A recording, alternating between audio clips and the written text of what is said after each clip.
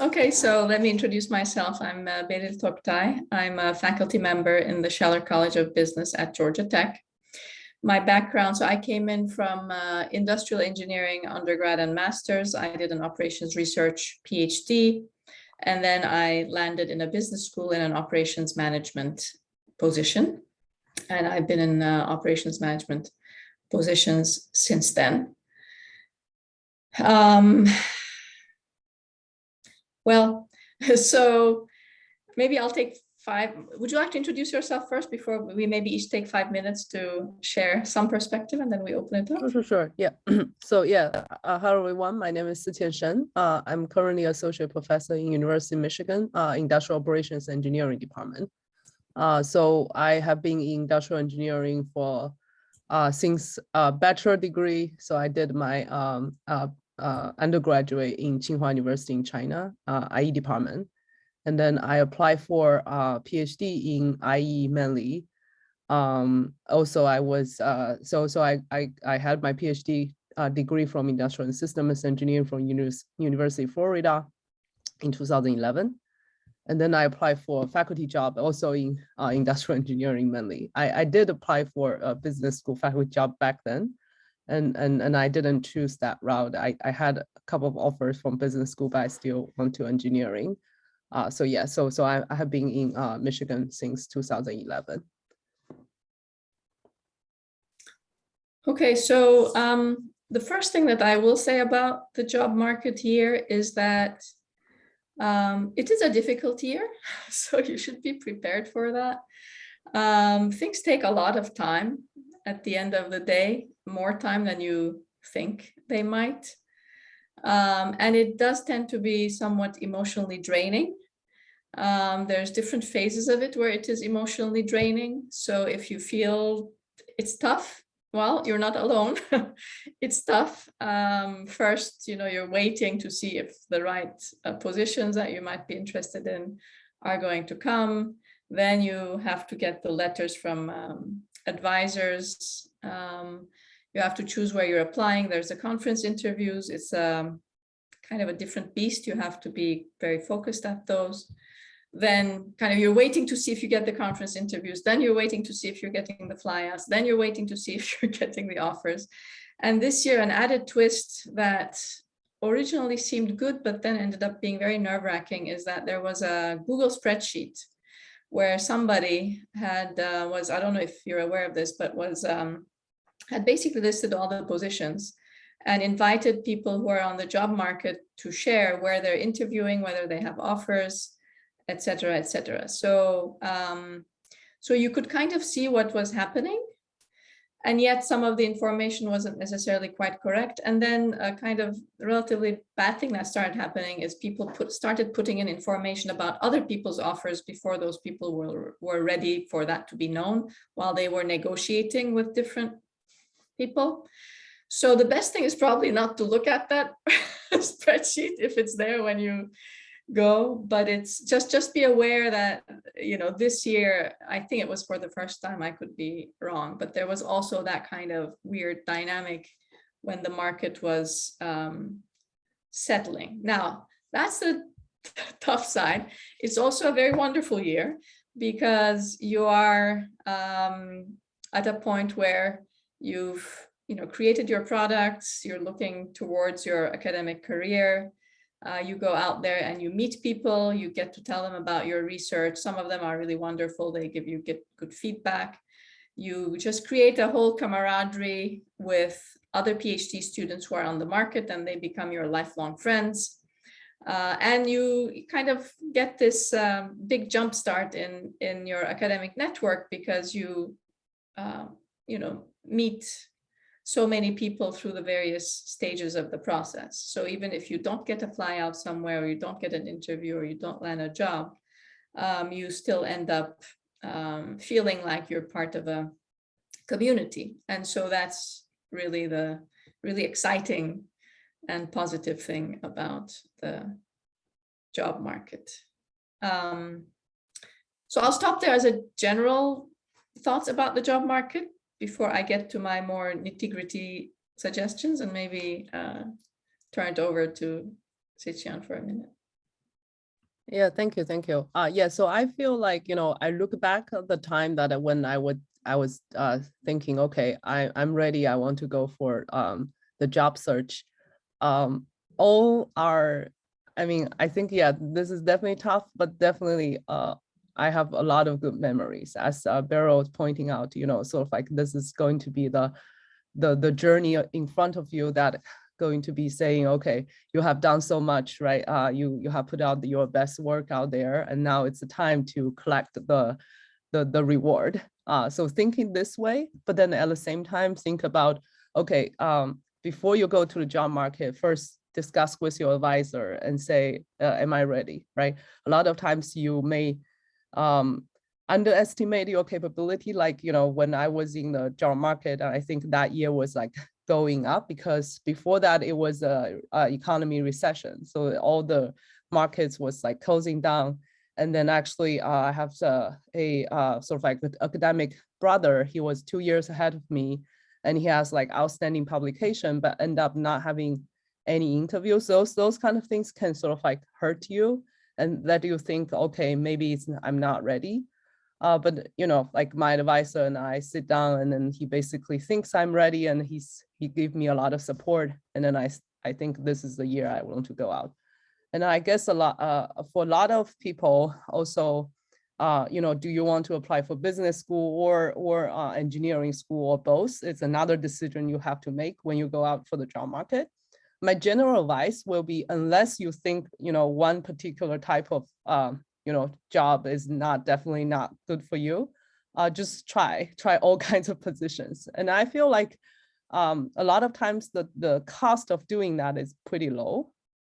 So for me, I mean, I get my degree from engineering school, so it's natural for me to think about engineering school. But on the other hand, my job market paper that year was published in management science. So sort of like I feel like, oh, I can try a business school. Although, again, by writing the statement and things like that, I feel like maybe not a good fit for me. But still, I think, when you are at that time, the best strategy is just like try all kinds of things. You never know, who you're going to meet during the job search that, change your whole idea about, a particular career path and things like that. So definitely, if you try different types of like business school and engineering school, do prepare two types of research statement, because I think they intend to look at different things. But that was sort of like how I started. I used basically the upcoming summer, 3 months is right, prepare CV, and then research statement, teaching statement. And then send out a lot of applications. And then once you get to the next phase, which is the campus visit, then you can actually learn the other side better. Like, do I fit here? Do I fit this particular program, or do I fit this particular department? And as Beryl was pointing out, there's a lot of excitements out there. Like, you get to meet the people who actually write all these textbooks that you look at them as sort of like, like your idol, and then you feel like, oh, I get to talk to them and eat with them, have dinner with them, and now some of them my colleague, in fact. So those are very amazing memories for me. Yeah, so I think overall, I think, and then this year is a good year in general. I feel the market has been sort of like shrink because of COVID, and now it opens up. So at least last year, I see lots of postings, more than the previous years. So I think the trending is going to be the same this year, I feel. Yeah. So maybe Susan, do we need to maybe answer some specific questions you have and things like I have that? a couple of more things to say, if that's okay, and then Yeah, sure. questions. Yeah. Sorry. So this is more the nitty-gritty, and we're kind of launching that. It's good to get ready early, like you were saying, like taking some part of summer and not waiting until October to what's the word, kind of dot the I's and cross the T's on the CV, writing a teaching statement, writing a research statement, and giving yourself plenty of time to actually show it to a number of people, getting feedback, discussing with your advisor how you're positioning yourself, especially if you're going to go to different types of schools, then how you're positioning yourself vis-a-vis different schools. That can change how you might write, for example, the cover letter that you send to schools. So typically, people write one cover letter, but then they try to customize it sometimes to whichever school they're applying to, especially if they know why they are specifically interested in that school. So generally, throughout the process, one thing that I learned once I was on the other side in recruiting, we tend to think when we're on the job market that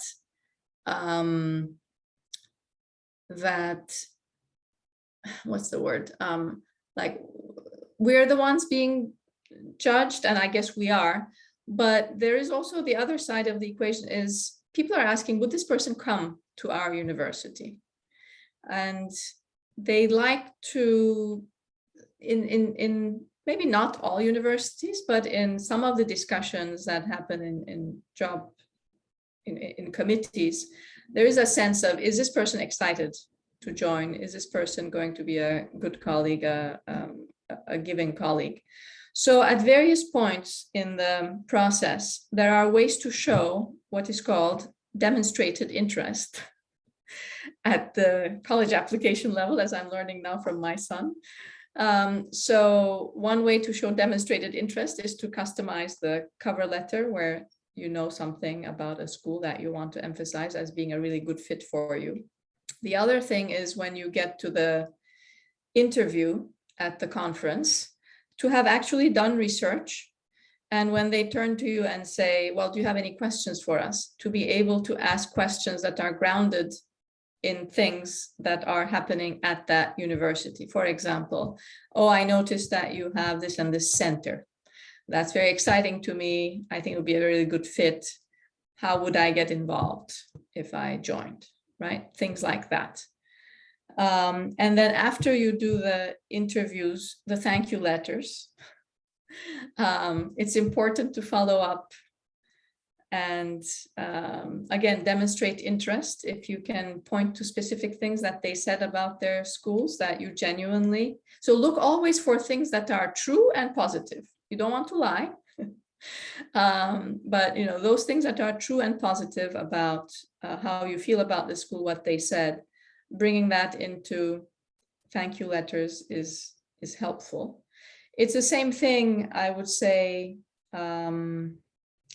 at the job market talk, to have gone knowing the research of everybody, being able to connect your work to their research where possible, to have questions that are grounded in the university, and again, to follow up, to articulate why you're specifically interested, and then to be able to follow up with what it is you're interested in. Those things are helpful, and sometimes they can come up in discussions as a factor that matters to that particular group. Can I ask a question? As folks are preparing their teaching statements and their research statements, what are the review committees looking for in those statements, and how might that perspective be different for a business school versus an engineering school? Do you want to go first? Yeah, sure. So for research statements, so first of all, I have been served in our department committee for 3 times. And then a lot of times I would say after your CV, right, the first thing we look at is your research statement.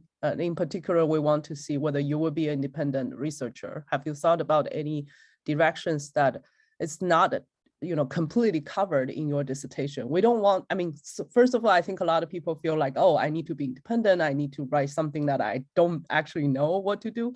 That's definitely not true, right? We want to see a healthy trajectory, which is, maybe you develop some methodology already in your dissertation, but those methodology can have some extensions that you and your advisor has not worked on right before, and then you will be independently drive those extensions, like methodological extensions. But also, maybe they have some very sort of like novel applications that you can demonstrate.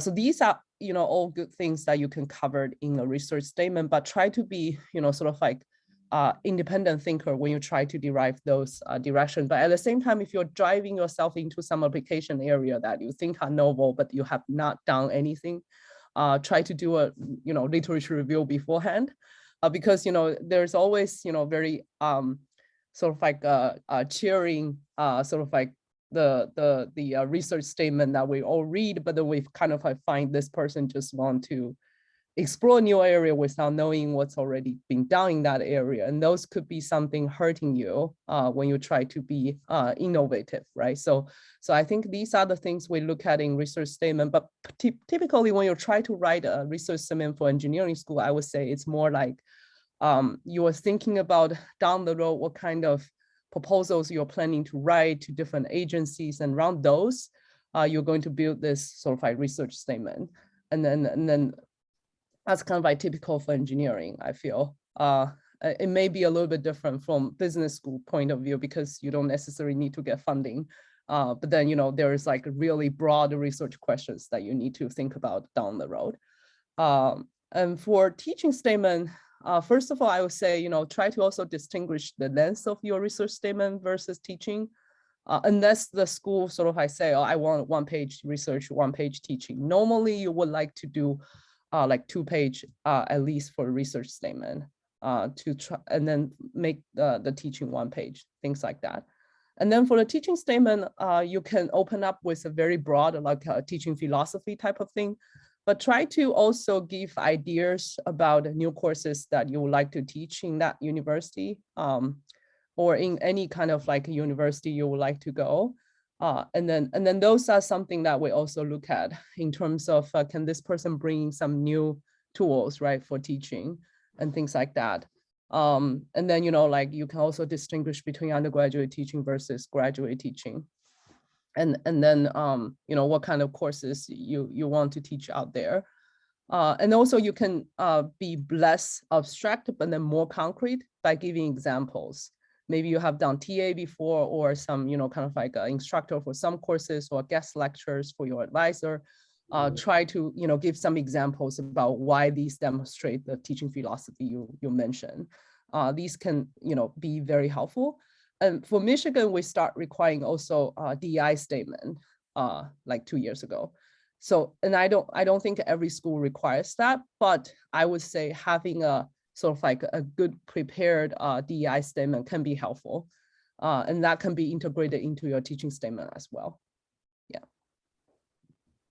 Yeah, for research, business schools don't look for what your grant funding plan is, but they do look for how did you articulate the impact of your research. When you read the research statement, does it jump out as, yes, this is impactful research. So rather than trying to write it as a series of abstracts, you want to write it in a way that really brings out the contributions.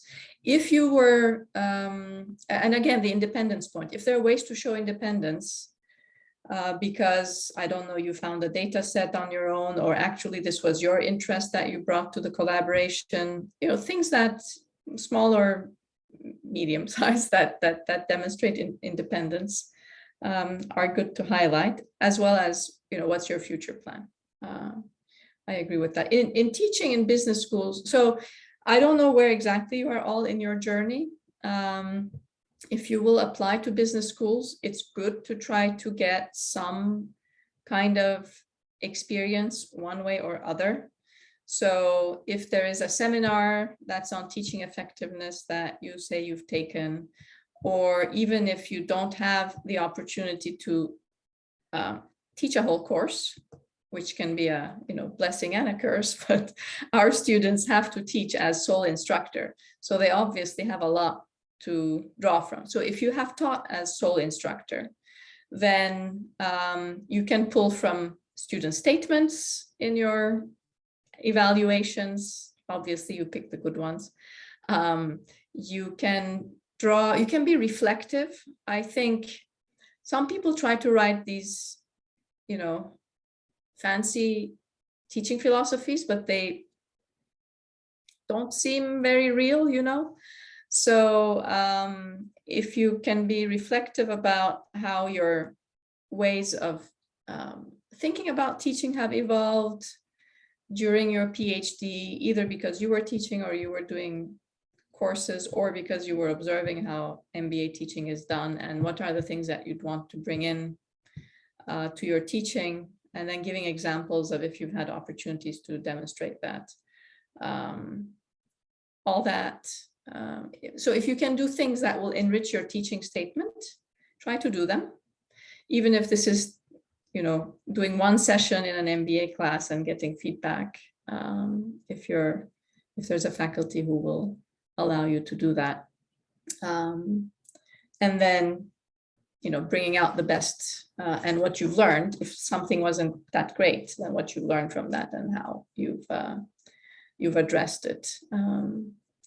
Those are good things to add. With diversity and inclusion statements, I did have a postdoc on the job market this year who did need to write that. And it's not so obvious if you haven't been involved in anything that's explicitly a program. But again, you could draw on anything you did in the classroom to try to be intentionally inclusive, anything that you did in your TA duties, any book you read about inclusive teaching methods, and how you believe that will inform what you do. Obviously, if you've been in a club or in a leadership opportunity where you had the scope to do something that advances DEI, you should absolutely write about it. But even if you don't, there's probably some ways like that to at least show you're reflective about the issue. Well, as women, it's not that difficult to understand these issues. So I guess we have an advantage there from experience. Yeah, I was about to say, I think, writing something that it's from your true experience is much stronger than, say things that are very abstract and then getting copy from somewhere else. And then even you don't have that experience, right? Just on the other side, if you were a victim of not being considered for things, and then you can say about, how that makes you think about this is very important.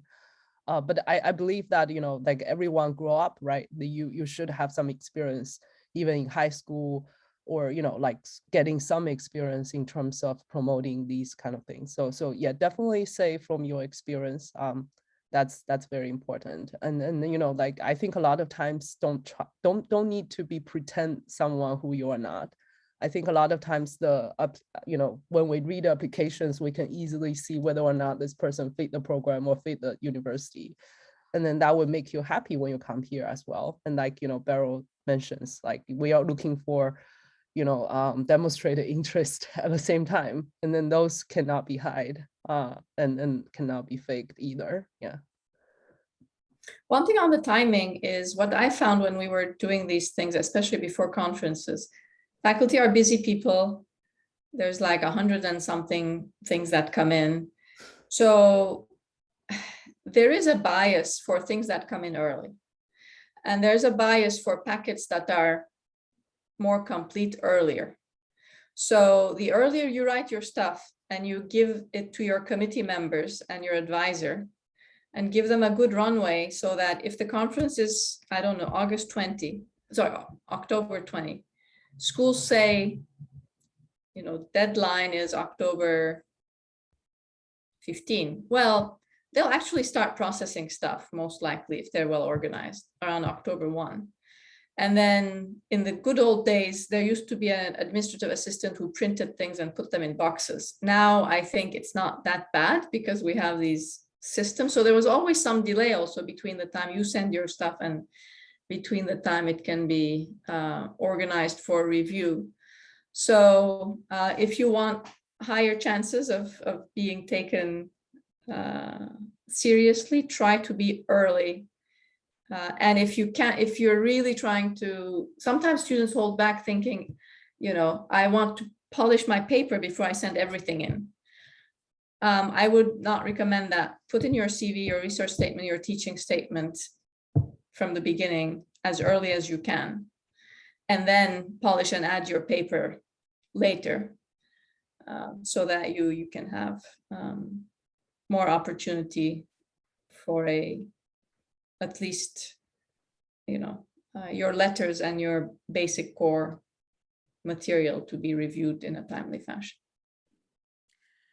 I want to make sure we have time for some questions and some time to go into breakout rooms. And I see Sharon has her hand raised. Why don't you ask your question and start us off? Yes, hi. Thank you for all the information. I do have a question in general about the line. I feel like a lot of times we don't know where to draw it. At least I don't know how much is too much or how much is too little.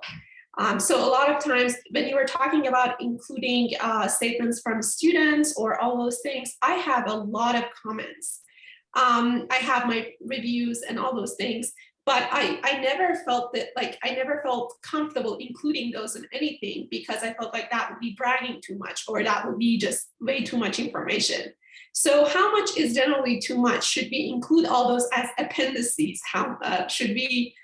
Is there a better way of doing it without I feel uncomfortable including all of it, just because I think it's too much, but is it really too much, or how should we go about drawing that line?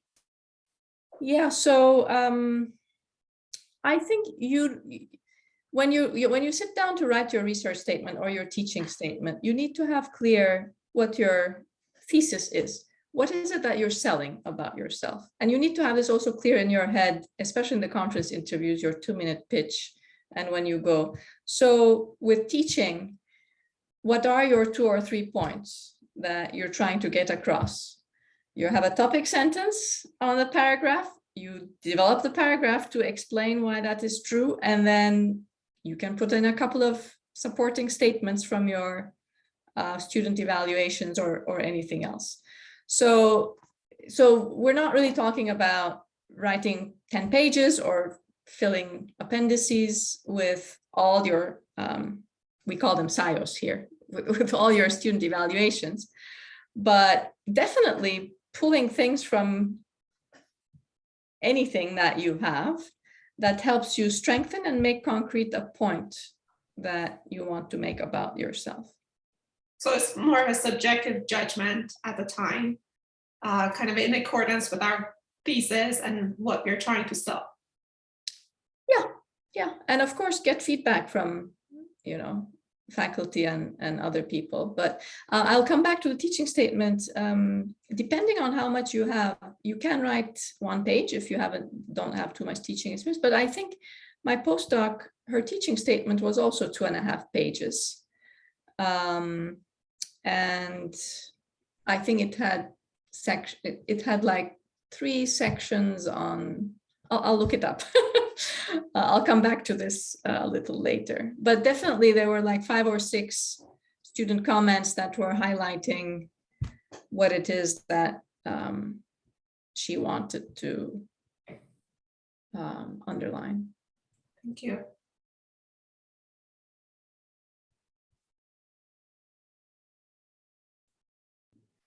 Are there any other questions for Sishan and Beryl before we move to breakout rooms? I have go ahead. Yeah, go ahead. No, please. You can go ahead, Sam, first. I was just going to say, so Beryl, you've mentioned a postdoc. I know I've had students ask me this in the past, to postdoc or not to postdoc, and how is that decision made? Yeah, well, in this particular case, it was that this was a PhD student from another country, and the timeline of graduation was such that they had a 6-month window in between, and so that was the nature of that particular postdoc.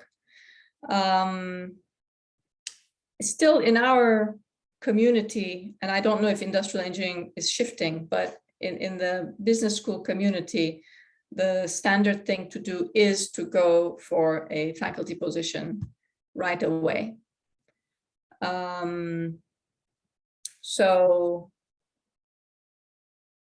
generally that would be the thing to do. Now, if you're in a situation where the PhD program funding ends and you don't feel you're ready to go on the job market and you need that extra runway to submit your papers, et cetera, then it can be a good strategy.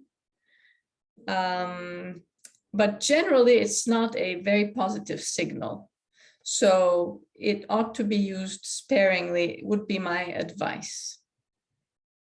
Now, math is, I mean, you're more of a math background, right? Math is different, I think. In math, people do 3-year postdocs, and it's kind of the par for the course. Isn't it very normal?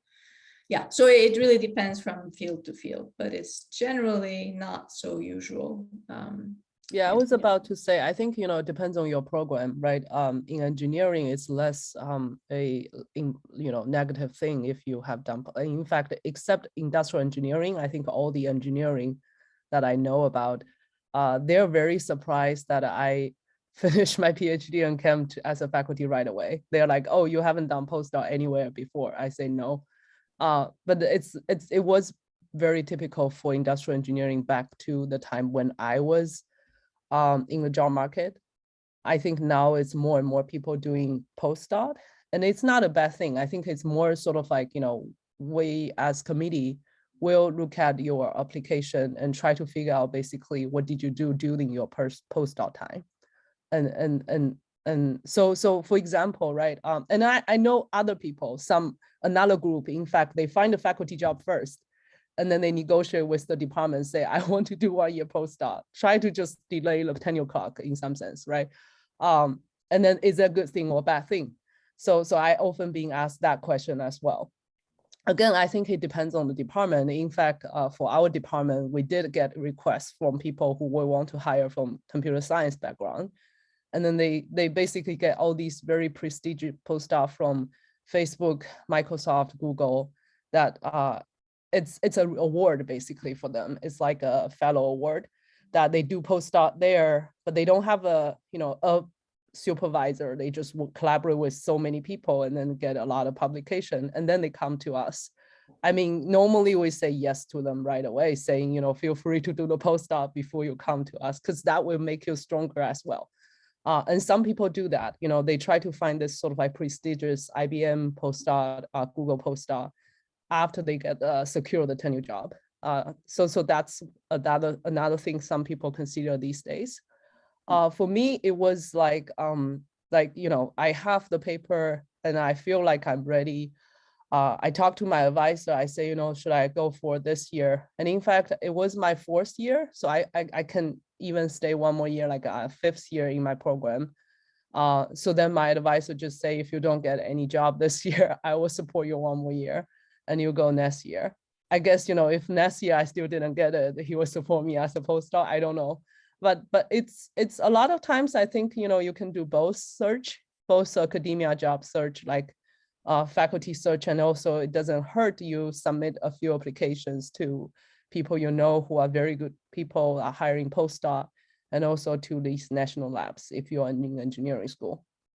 And I know that, like when we get application who has done a national lab postdoc, we kind of intend to think of them has a lot of collaborations there. They can get data afterwards. They can, find some real world problem to work on. And that's, to us, it's a plus, in fact. But you can apply both position. I don't feel like, it doesn't say that if you apply for a faculty job, then all the materials you have is not useful for postdoc, because that's, to me, it's more like a subset of things you need for a faculty job. Yeah. I had a follow-up question actually for Beryl, because you mentioned about the postdoc point. Although it's not very typical for business schools in OM for students to go on the postdoc, but if I look at other fields or other disciplines where the job market tends to be extremely competitive, students do tend to push towards postdocs so that they have more time before the 10 o'clock starts, or they have more publications in the pipeline before they go on the job market. So because you mentioned that it does not send a good signal, I was wondering if you could expand a little on what do you mean by yeah, because generally and historically, I think the business school market has been a little bit different in that we accept so few PhD students to programs, and yet, especially right now with analytics, etc., there's a bit of an expansion, I would say.